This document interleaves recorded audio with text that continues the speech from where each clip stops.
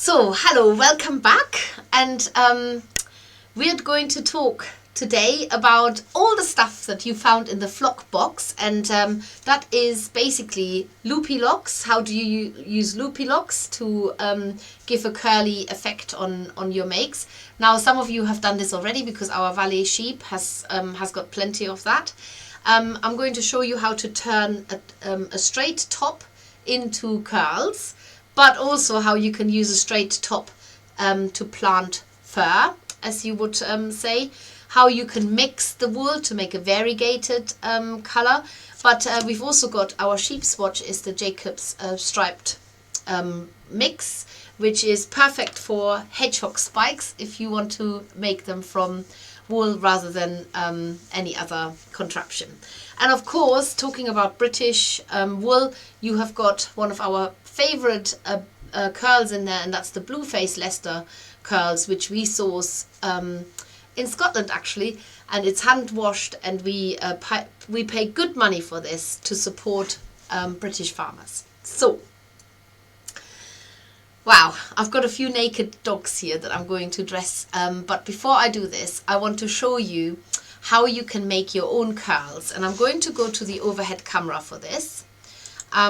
Now, I have done something similar before as a live stream when we were talking mainly about fairies, to make pretty curls for fairies, but I want to show you this time how you could maybe do this for an animal. So we've got our Australian merino. This is a natural grey top here. And just to reiterate, the difference between a top and a bat is that if you look at the top, it's got these long fibers, and they're all combed to be nicely aligned side by side so that it makes a long strand of wool. A wool bat, in contrast to this, is basically just a... I can't find one now. Where is my wool bat gone? Oh, here we go. Hang on. Let's get some out. So this is a wool bat, where the wool has been combed with carders to make a sheet of wool, and we buy it and it's all rolled up nice and soft, ready to unroll to felt, but we're talking bigger because we buy them in kilos. So that is just to give you the difference. Now, you will need to make your own curls a wire end, which I had somewhere. Where's it gone? I probably swept it off the table, so I'm going to just find another one. So I had a 3mm wire end. I've got a wire end here, but it's very bendy. Well, not bendy, it is always bendy, but it actually looks a little bit like I've bent it loads of times. And all you need to do is, you're going to wrap this now around the wire. Now, do you remember when I say to you, make sure you wrap it flat like a ribbon? Well, this time you can ignore that. So you're going to give it a start, and make sure that you cover the end up so that you actually the wool doesn't slip. But notice how the wool is starting to twist as you're going along the wire. So this is the opposite of how you normally wrap wool around a wire when you're making a wire armature cover. So you want the wool to twist in on itself, and you just keep wrapping it and wrapping it around a wire, a skewer, a knitting needle, whatever you've got to hand. It needs to be something that's slippy. You don't want it to not come off, because we will be taking this off again. And then the very end, I am just going back on myself to secure it so that it doesn't come loose. Now, what you do is, this piece here now, you're going to make wet, completely wet it with water, and saturate it and squeeze it a bit so that it'll push the water right through it. And then you leave it to dry. You can give it a little bit of a help. You could put them into a fan oven on a low setting, put them in a front of a fan heater, put them on your radiators that are mounted on the wall to dry the water out of the wool. And when you've done this, then this is the other wire that I was looking for. When you've done this and it's nice and dry, you literally slip it off your wire like this. So you've got a very curly whirly contraption here. This is just about dry. it's best to make sure that they're absolutely bone dry, but you get these real little sort of ringlets, and as you open it up and tease it slightly sideways, the wool will actually stay curly. So it's almost like you're giving your wool a perm, just by making it wet, and that way you get a lovely curl that you can open up a little bit as you get into there. It's very, very tightly curled up, so it doesn't want to do much at the moment, and I don't want to pull it apart, the curl. I'm just getting to the beginning of my strand of wool that I've gone back on myself. Here we go. So you can see you can actually make really quite amazing curls out of straight wool. So give it a little tuck on the side. I've done this very neat, and you can see that the wool is curling up. Can you see how you're getting your little curls? Now this is not dissimilar to how the sheep makes them. So it is actually a really good way, if you can't get your hands on curly sheep wool, is to make your own and literally just open them up a little bit. So, or just keep them like they are and fasten them on. I mean, they are definitely, there's a bounce in it and they're nice and curly. So that is one way of how you're making curls. So literally wrap it around a wire, a skewer, a knitting needle, anything where you find it easy to slip it off again. So don't use anything where you have a resistance. And that's one way of making curls. Now, if you are into crocheting and you know how to crochet, then you can use a strand of wool, very similar to what you use to wrap around your skewer. And you can use a crochet hook. If you know how to crochet, you probably got one at home, and just make a chain. So don't worry if you can't crochet, you can use the skewer method, and it's very, very similar. And all you're going to do is you're going to crochet a chain now. The smaller your crochet hook and the thinner the strand, the finer the curls and the tighter they will be. So literally just crochet from one end, work your way all the way to the other end and make a strand. Obviously the curls will be quite long if your strand is very long, but most importantly, when you get to the end, don't pull this through, just leave it as a loop, because later on you've got to pull on this and pull it apart so that it comes undone. So you've got a nice little crochet chain here. You can plait the wool as well, as long as you make all of this wet, saturated wet. Squeeze it all the way so that the water gets penetrated right into the center of this chain. Again, leave it to dry and make sure it's absolutely solidly dry before you undo it. So you need to just find, there it is. That's the end. And then you literally uncrochet it, if there's such a word. So pull it so that it comes apart. It's not so good to see on the black, is it? But yes, just pull it apart, and I can feel this is a little bit wet still, so it's definitely worth getting it nice and absolutely saturated, and you will end up with curls again. So the more you let that go absolutely bone dry, the better. So you can see curls, which you can tease sideways a little bit and make them into a nice curly coat. So from this to this, it's quite amazing actually. Okay, so once you've got your curls and you want to attach them to something, and I think what I'm going to do is I'm going to use and show you the Blueface Leicester curls in here, because when you use curls, especially curls that you might have had to get from us, and they come from a sheep and they're ready-made curls, then you might find yourself in having to sort through them. So when they're attached like this, give it a gentle tuck, but don't pull it really hard if they don't come apart. Use your scissors to cut them, because if you don't do that, excuse me, you're pulling the curl frizzy, and we don't want frizzy curls. So when you sort your curls out, because you want to put them into little batches often, to see, you know, put them into order, then tease the curls apart, but do it gently by cutting some of the strands that hold them together. So you are allowed to cut the curls. We don't encourage people to cut wool, but with curls it's absolutely fine to do that. So cut your curls into little batches.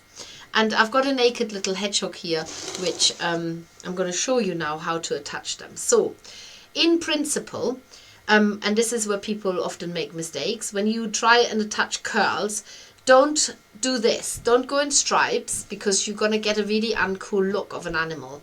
You have to almost imagine that the curls will the way that the fur works is or any texture surface, it's almost like you're making a wig. So you need to start from, if you imagine the curls fall that way, you need to start at the back and work your way forward. So start at the back. With a hedgehog it doesn't matter so much, but let's just go for good form. Let's start at the back.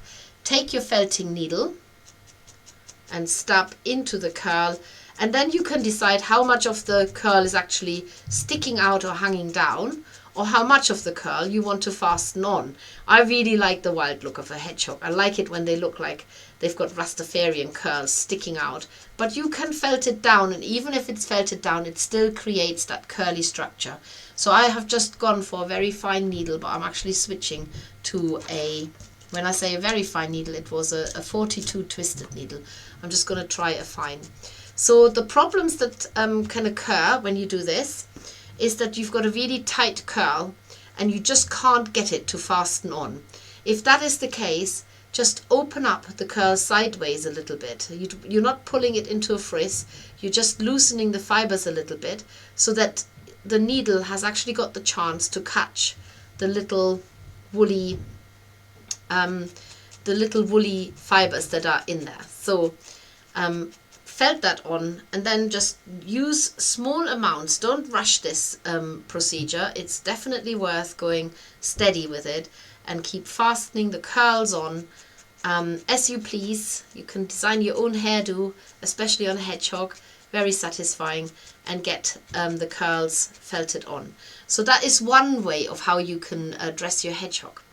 I'm just going to check in if there's any questions. So let me just, if you've got any questions while I'm doing this, please fire away. I don't think, would this work with Rami fiber too? Yes, Rami is amazing for making really lovely soft and lustrous and shiny curls. It's really great.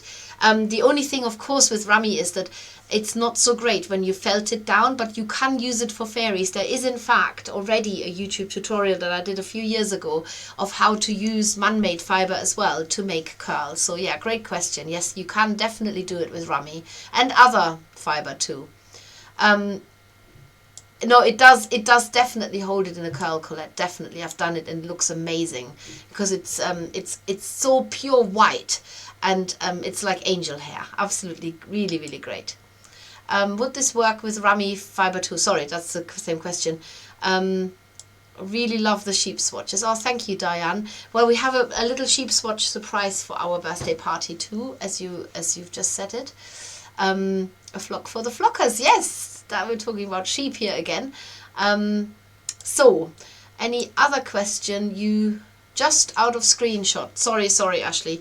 Let me just adjust the overhead camera a little bit so it's a bit more comfortable for me to actually do it. So overhead, okay.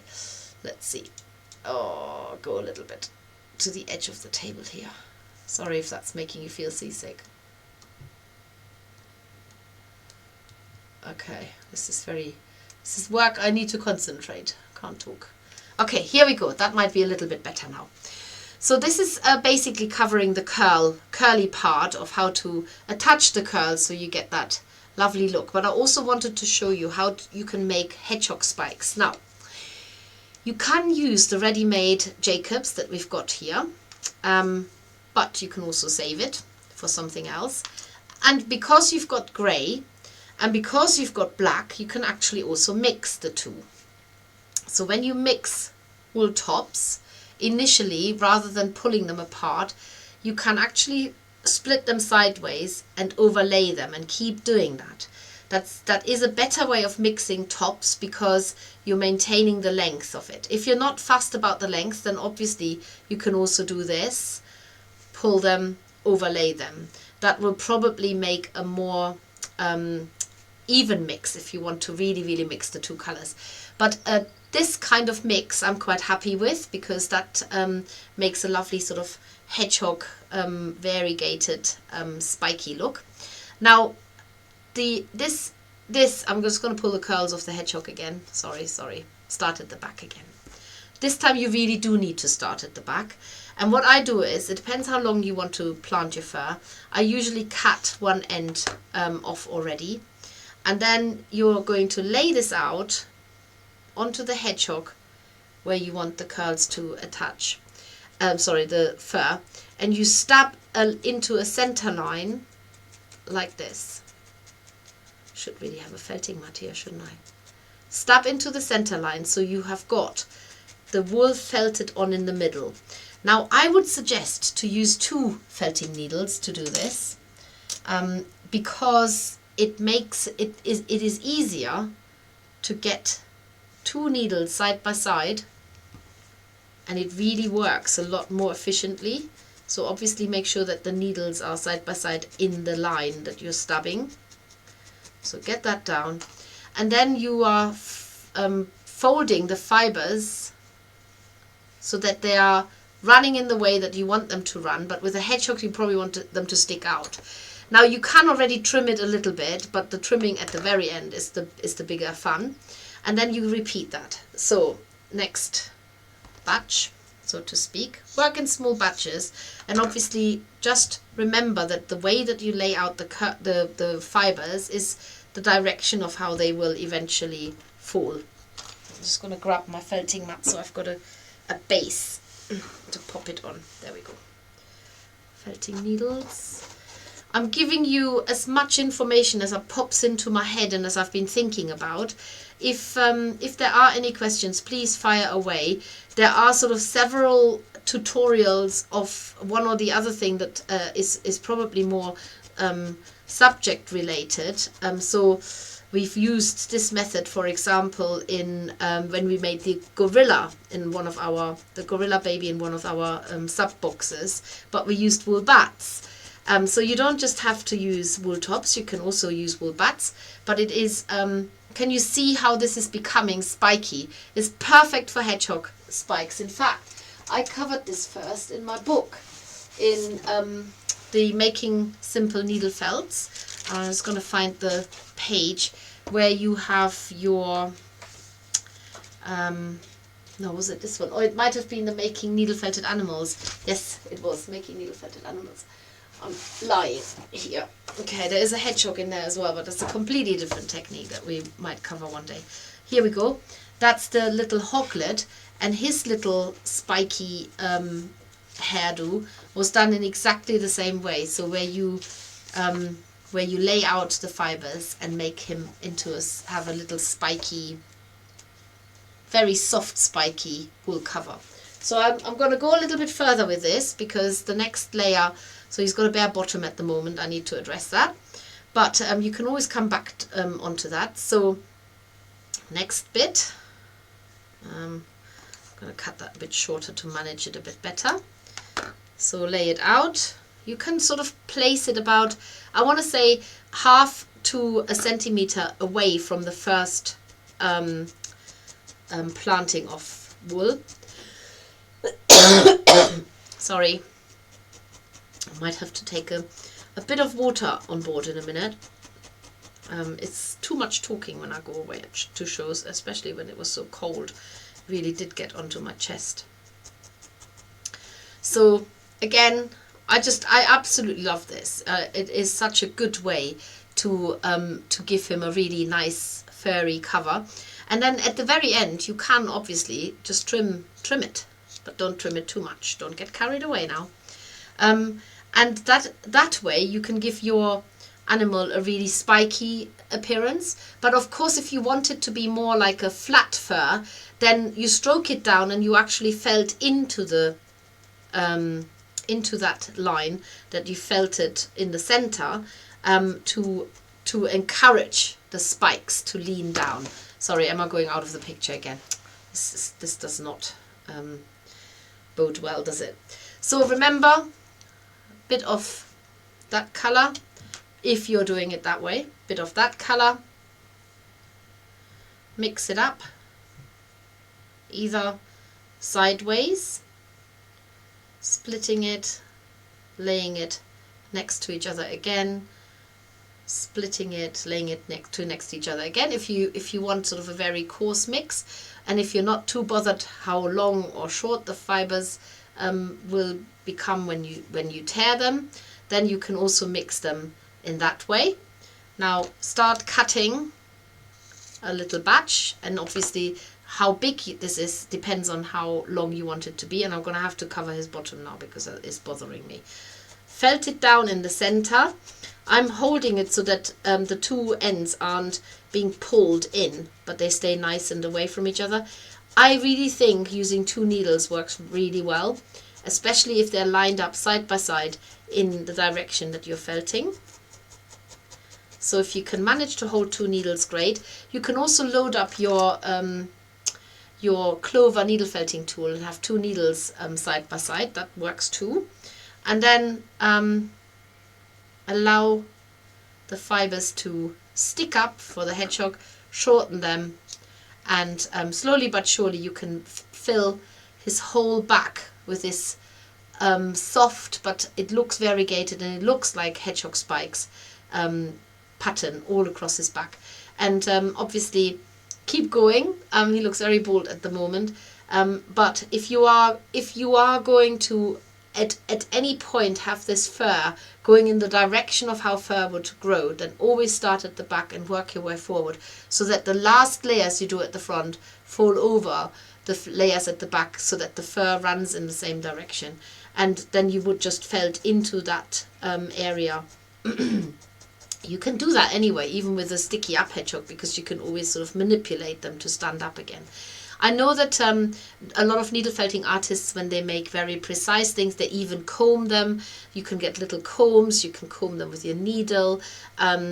So some of it can be all in the detail, but I'm giving you ideas of how you can use this, even with a very simple project, to keep it very with lots of effect as well.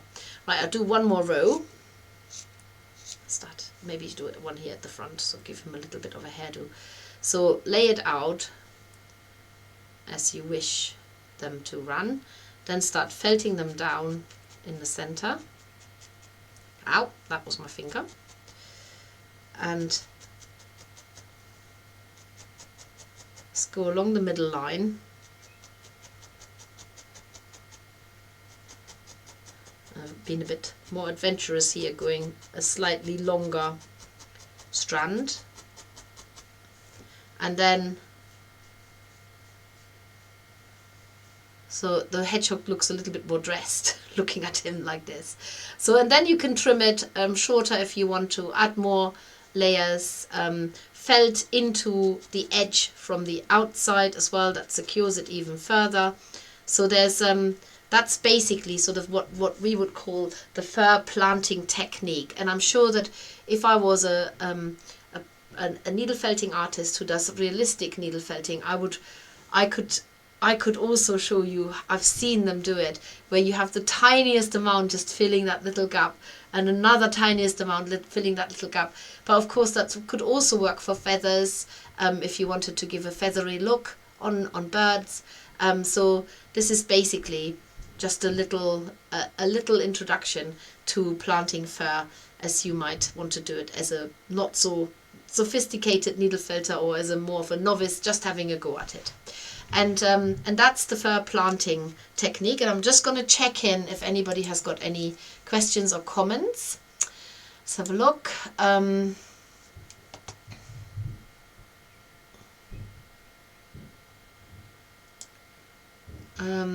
starting.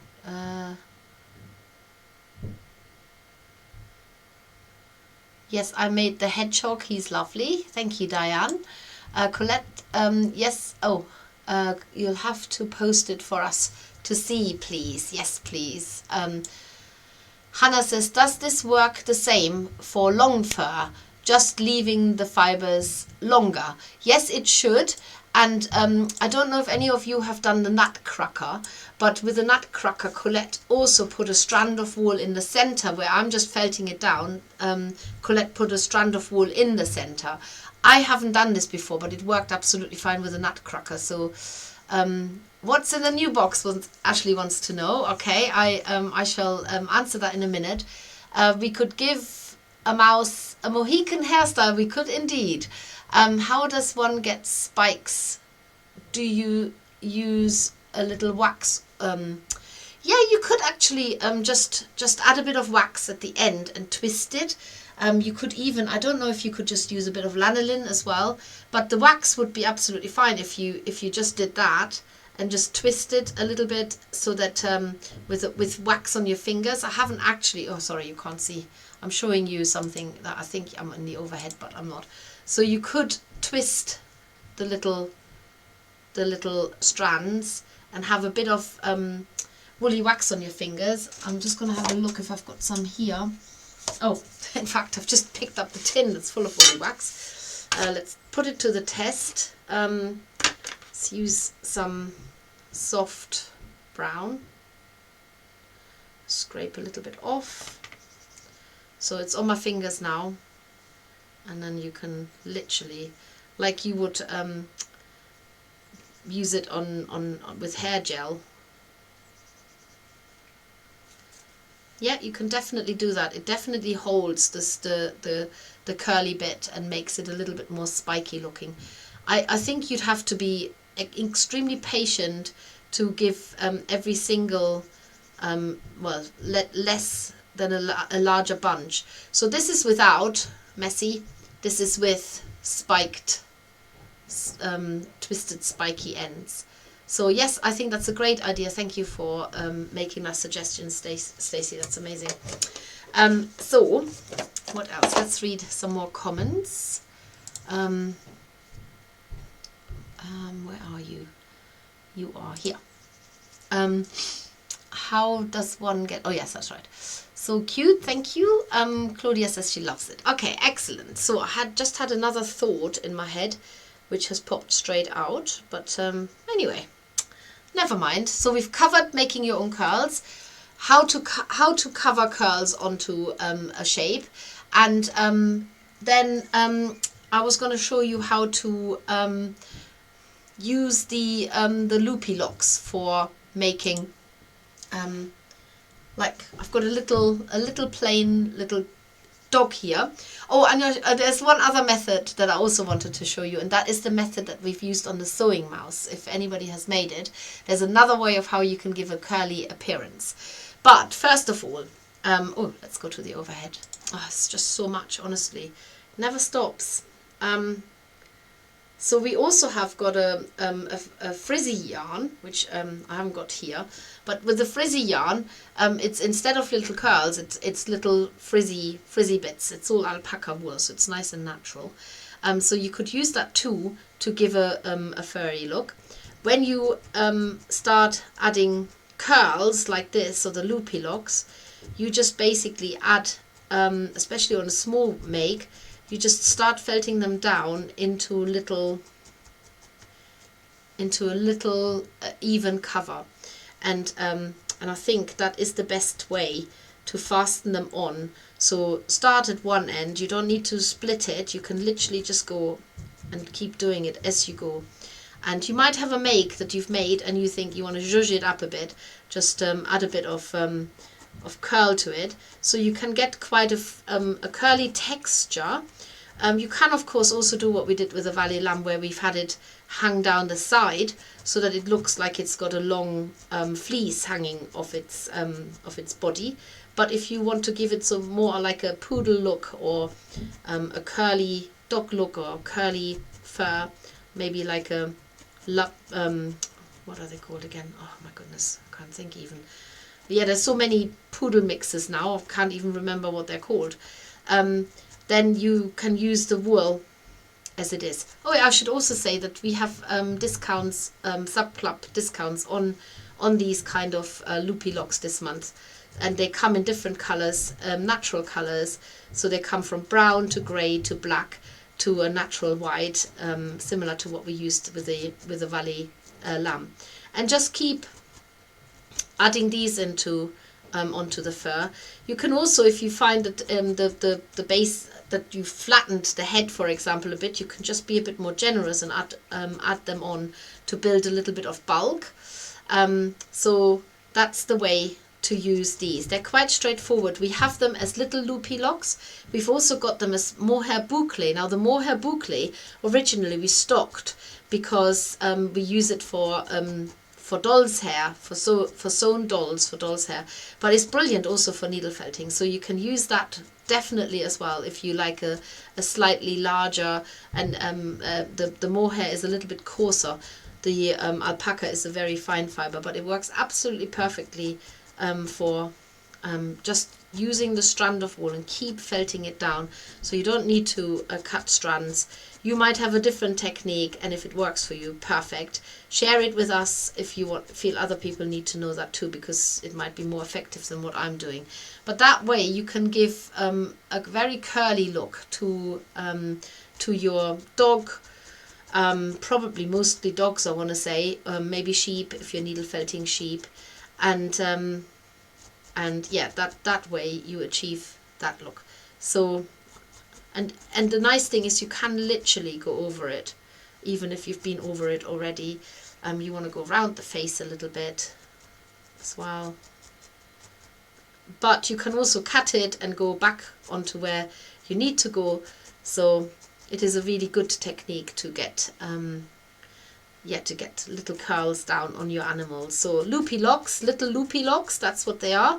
We used to have different sizes. We used to have mini loopy locks and large loopy locks, but sadly since Brexit we haven't been able to buy them because it's just too much faffing around with all the customs, especially because we're not buying that much.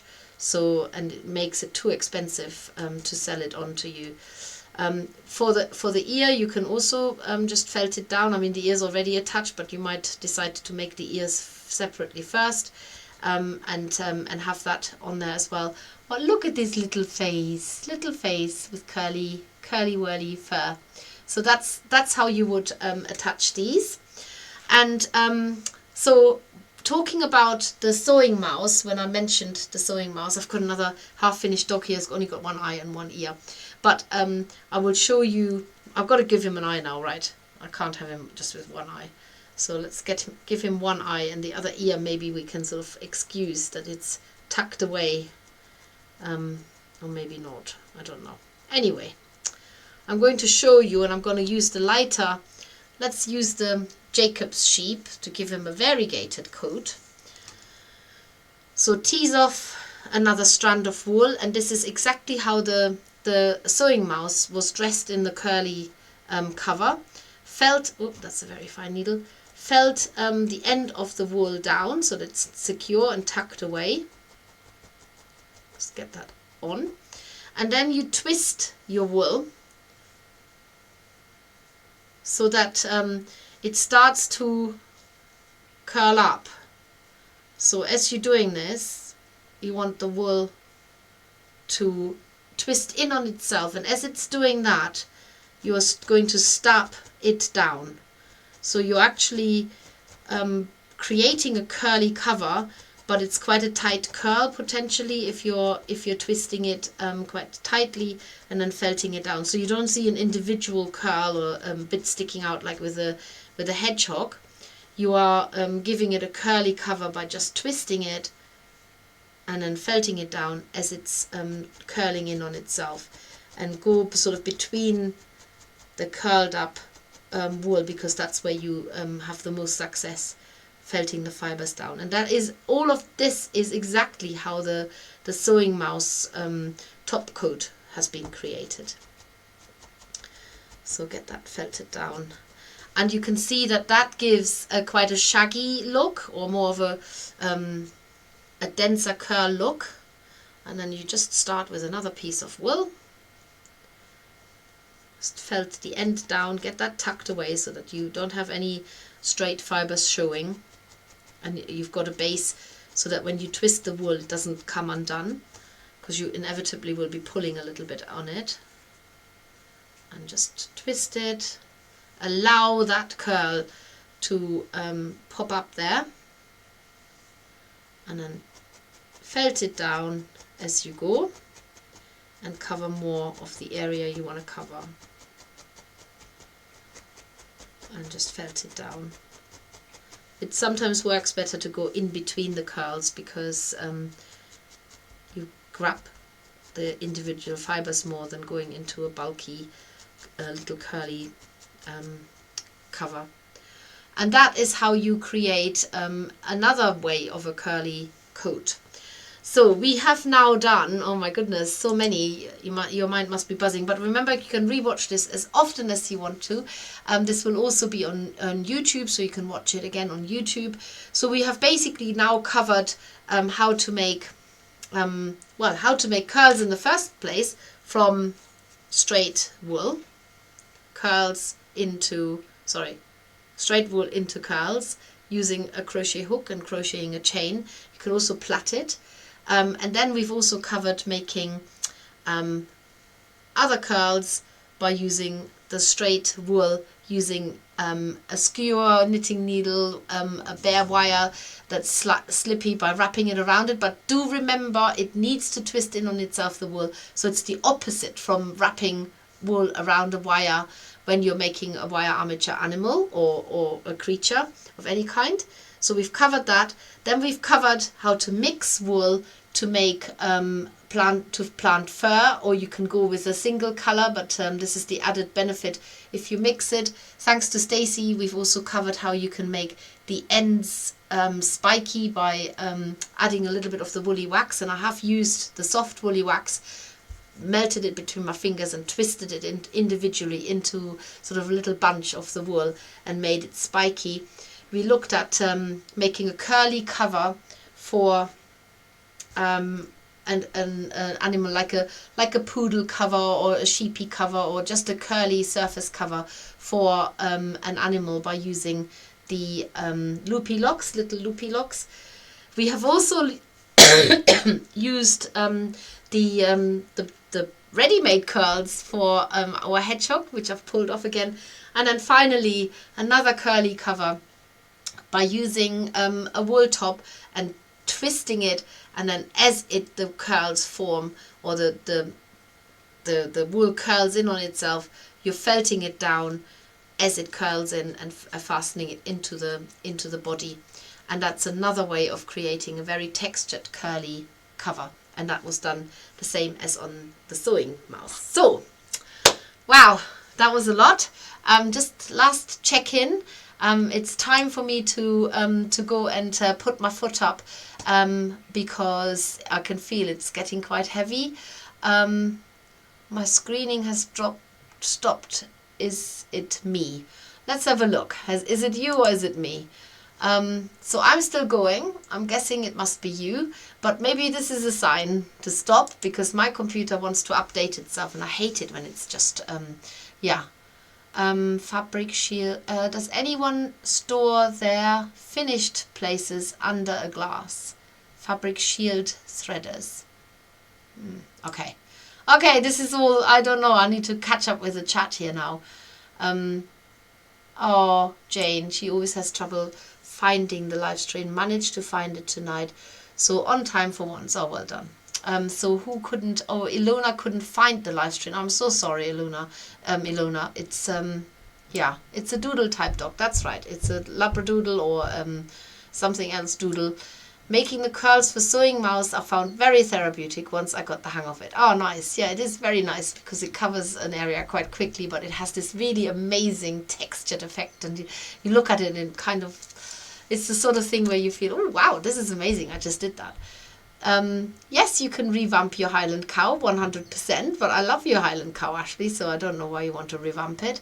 Really enjoyed covering the lamb with the loopy locks, says Diane. Lovely. So, sorry, I'm reading backwards. So, Ilona, my goodness. I couldn't find the live stream until now. Ugh, I missed most everything. I'll have to rewatch later. This time difference doesn't help. I know, I had that the other day when I was trying to join a Microsoft team meeting, and the time was as UTC, and it was an hour behind, it was an hour before British summertime, and I got very confused, and I thought I missed it too, but I was actually an hour early. So I have a suggestion: surprise box for character. Oh, yes, you want to know what what's coming next? Surprise box for character accessories. Ooh, like if you have a bunch of various extra accessories that you don't want to carry in your shop. Yeah, right. Well, it's a good idea. But what's coming up next month is bees and bugs. It's all about wings. Next month is all about wings and how to make wings on insects, and needle felting with water-soluble paper, using acetate paper, which you will get in your flock box, the organza wings. It's all about wings basically next month. So look forward to that. And it's not very far, that next month. It's literally lurking around the corner. In a couple of days, that's where it is. Is hairspray flammable? Oh yes, definitely. I think hairspray is definitely flammable unless they've changed it. So what else? It's still going okay. What fabric spray do you use, please? I don't use any fabric spray, but I know people do use hairspray. I don't think it's flammable once it's dried. I think it's the alcohol in it that basically makes it flammable, and then when it's dry, I think it should be okay. Oh, Amber, you made it. Hooray. Hi everyone, nice to meet you. I couldn't find the live stream until about a minute ago either. It wasn't showing up, but I am excited to rewatch it. I'm a new flock member. No, you're a new flocker. That's what you are. So I'm sad I missed as I've been looking for it since 7 p.m, but at least I can view it after. I'm so sorry, Amber. I was actually watching out for you. I don't know why it's so hard to find the live stream. Normally you should just be able to go onto the event and it's there. But sometimes you have to refresh your page several times, go out of it and come back in again, because you the Wi-Fi hasn't sort of caught up with it. I'm doing beekeeping course next month, so I will love to make a bee. Excellent. I've got some good little bees coming your way, and even better wings. Thank you, Steffi. Enjoy these flock togethers. Me too. Thanks, Steffi, says Rosemary. Great flock meeting. Now rest. I will. So I think I haven't missed anybody's comments. If I have, I do apologize. It just keeps jumping my my stream of comments. But it was all lovely for you to join me here tonight. Thank you so very much for, as always, supporting the makers and being a flocker. Let's make this group bigger. Tell all your friends about it, and tell them how amazing it makes you feels being part of this group.